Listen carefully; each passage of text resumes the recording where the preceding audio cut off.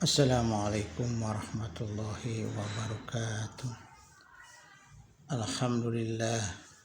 Alhamdulillahilladzi arsala rasulahu bil huda wa dinil haq liyudkhirahu ala dini kulli wa kafa billahi syahida.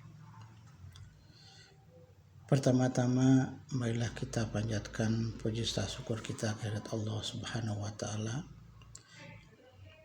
yang telah memberikan taufik dan hidayahnya kepada kita sehingga kita bisa menjalankan perintah-perintah yang telah diperintahkan kepada kita semua.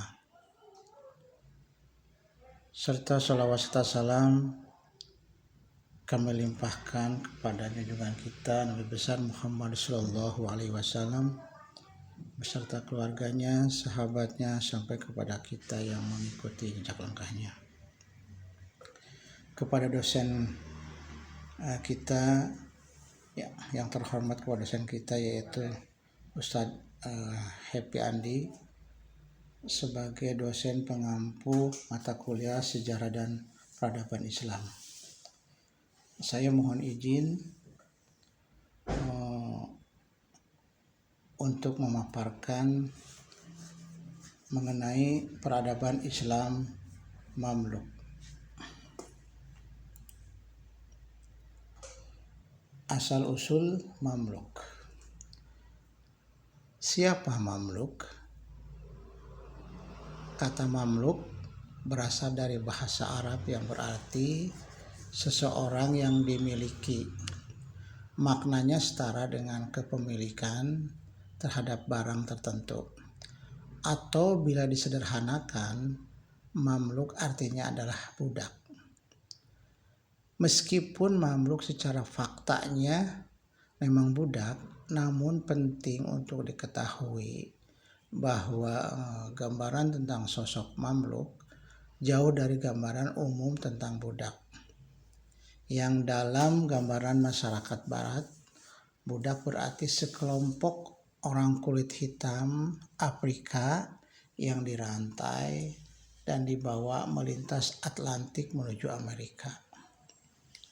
Atau sebut saja tokoh ikon Islam, seorang mantan budak berkulit hitam yang menjadi muazin pertama dalam Islam, yaitu Bilal bin Rabah. Meskipun budak, Mamluk sebenarnya berkulit putih dan menikmati status sosial yang tinggi dalam masyarakat Mesir karena mereka mendapatkan pelatihan militer yang ekstensif dan juga berbiaya tinggi. Mamluk tidak hanya ditemukan di Mesir. Pada waktu yang berbeda dalam sejarah, Mamluk juga memantapkan diri mereka sebagai kekuatan yang berkuasa di Irak, Persia, dan juga di India. Mamluk juga kadang-kadang merupakan tawanan perang yang dibawa pulang oleh pasukan yang memenangkan perang, seperti yang dilakukan oleh orang-orang Mongol sekembalinya mereka dari medan perang atau sebagai tawanan perang yang diperjualbelikan.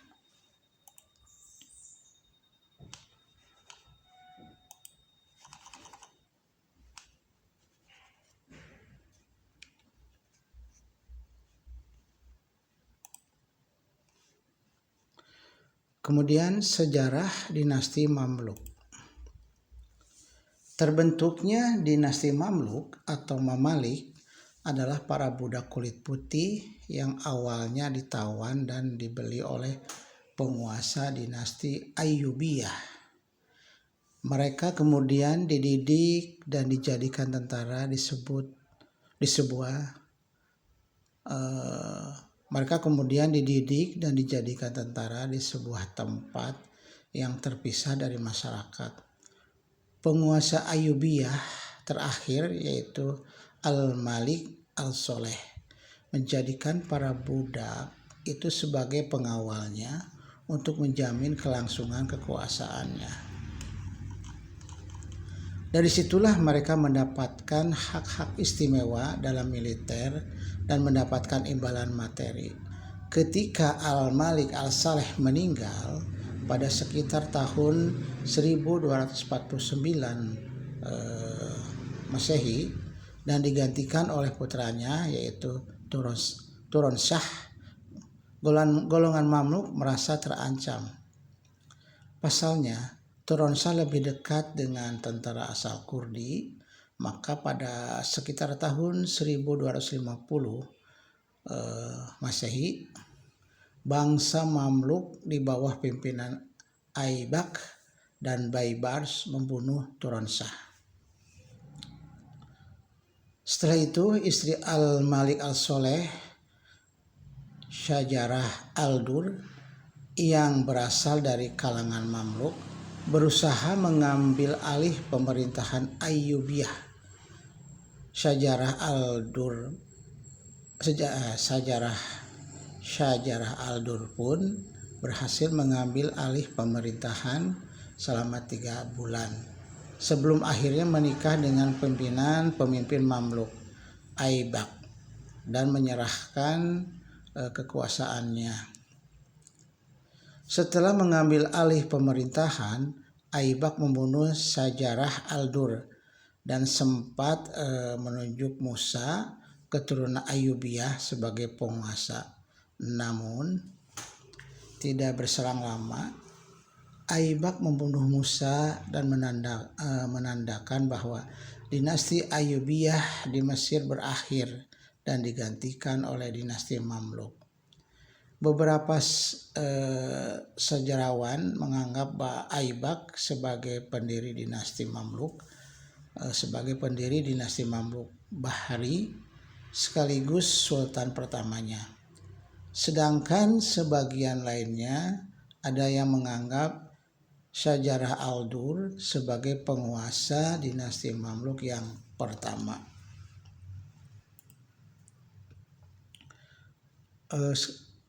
Kemudian masa kekuasaan dinasti Mamluk. Sejarah dinasti Mamluk ini hanya berlangsung sampai tahun 1517 Masehi.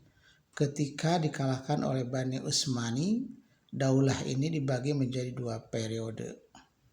Pertama, periode kekuasaan Mamluk Bahri sejak berdirinya tahun 1250 Masehi sampai berakhirnya pemerintahan Baibars tahun 1277 Masehi.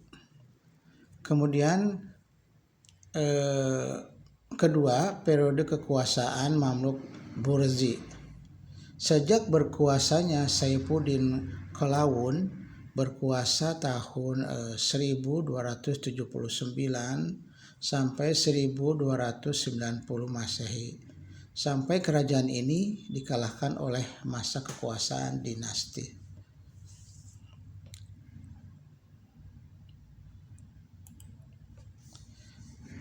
Daerah kekuasaan dinasti Mamluk meliputi Aleppo, Syria, Mesir, Damaskus, Yerusalem, Mekah, dan Madinah. Di sini terlihat di peta yaitu terdapat daerah-daerah kekuasaan dinasti Mamluk yang meliputi ada Aleppo, Syria, kemudian Mesir, Damaskus, terus ada Yerusalem, Mekah, dan Madinah. Untuk selanjutnya, kemajuan dinasti Mamluk. Adapun kemajuan yang dicapai dinasti Mamluk adalah yaitu ada 5 bidang. Yang pertama, bidang militer, yang kedua bidang pemerintahan, ketiga bidang ekonomi, keempat bidang ilmu pengetahuan, dan kelima adalah bidang seni dan budaya. Kemudian akan saya paparkan satu persatu mengenai kemajuan yang dicapai oleh dinasti Mamluk. Yaitu pada bidang militer, pemerintahan dinasti ini dilantik dari pengaruhnya dalam kemiliteran. Para mamluk yang dididik haruslah dengan tujuan untuk menjadi pasukan pendukung kebijaksanaan pemimpin. Ketua negara atau sultan akan diangkat di antara pemimpin tentara yang terbaik, yang paling berprestasi dan mempunyai kemampuan untuk menghimpun kekuatan, walaupun mereka adalah pendatang di wilayah Mesir.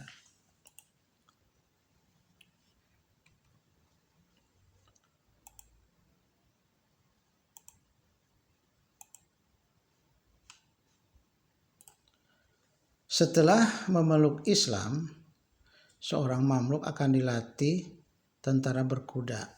Mereka harus mematuhi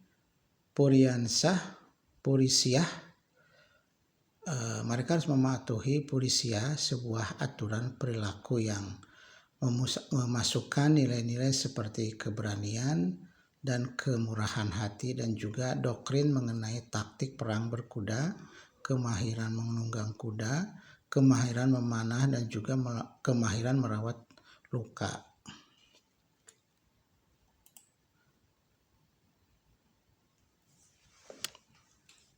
Setelah memeluk Islam, seorang mamluk akan dilatih sebagai tentara berkuda.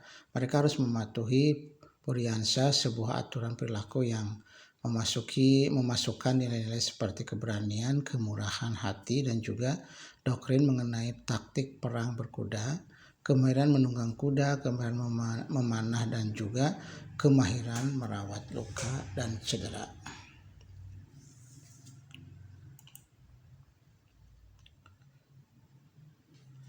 Kedua, bidang pemerintahan. Dalam bidang pemerintahan, kemenangan dinasti Mamalik atau Mamluk atas tentara Mongol di Ain al-Jalut menjadi modal besar untuk menguasai daerah-daerah sekitar. Banyak penguasa-penguasa dinasti kecil menyatakan setia kepada kerajaan ini. Untuk menjalankan pemerintahan di dalam negeri, Baibars mengangkat kelompok militer sebagai elit politik. Kemudian di bidang ekonomi. Dalam bidang ekonomi, dinasti Mamluk membuka hubungan dagang dengan Prancis dan Italia melalui perluasan jalur perdagangan yang sudah dirintis oleh dinasti Fatimiyah di Mesir sebelumnya. Di samping itu, hasil pertanian juga meningkat. Keberhasilan dalam bidang ekonomi ini didukung oleh pembangunan jaringan pengangkutan dan komunikasi antar kota, baik laut maupun darat. Keteguhan angkatan laut Mamalik atau Mamluk sangat membantu pengembangan ekonominya.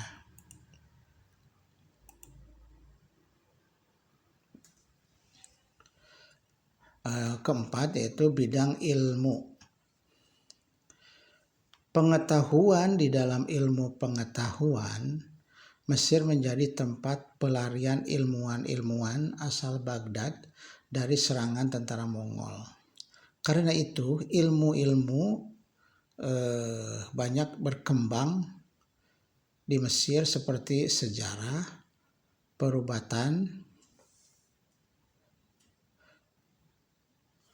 astronomi, matematika, dan ilmu agama. Dalam ilmu sejarah tercatat nama-nama besar seperti Ibnu Khalikan, Ibnu Taghribardi, dan Ibnu Khaldun. Di bidang astronomi dikenal nama Nasir al-Din al-Tusi. Di bidang perubatan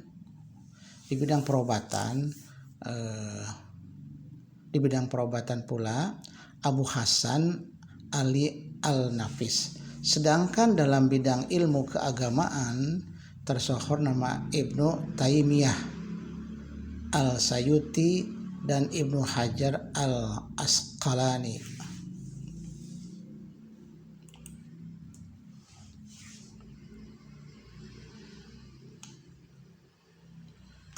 Yang terakhir yaitu bidang seni dan budaya.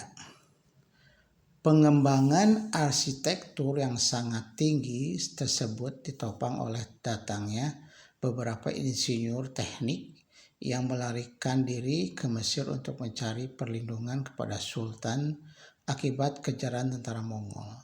Kedatangan arsitek tersebut membawa Mesir mengalami perkembangan seni dan budaya secara cepat, dengan prestasi-prestasi tersendiri seperti arsitektur, keramik, dan karya arsitek dalam logam. Kemunduran dinasti Mamluk, yaitu sekarang mengenai kemunduran dinasti Mamluk. Sejarah telah mencatat bahwa pada masa dinasti Mamluk, Bahri Mamluk mengalami berbagai puncak kejayaan, utamanya pada masa Baibars memegang tampuk pemerintahan. Setelah pemerintahan Mamluk beralih kepada kelompok Mamluk Burji, dinasti Mamluk mengalami banyak kemunduran.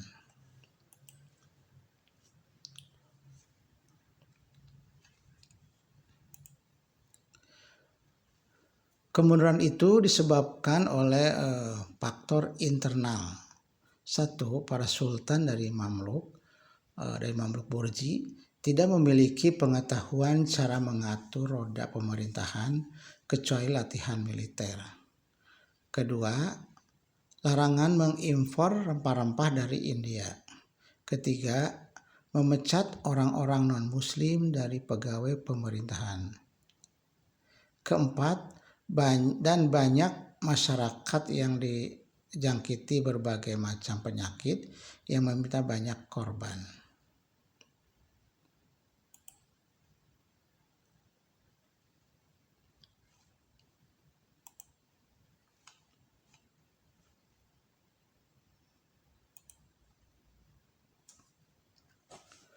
Kemudian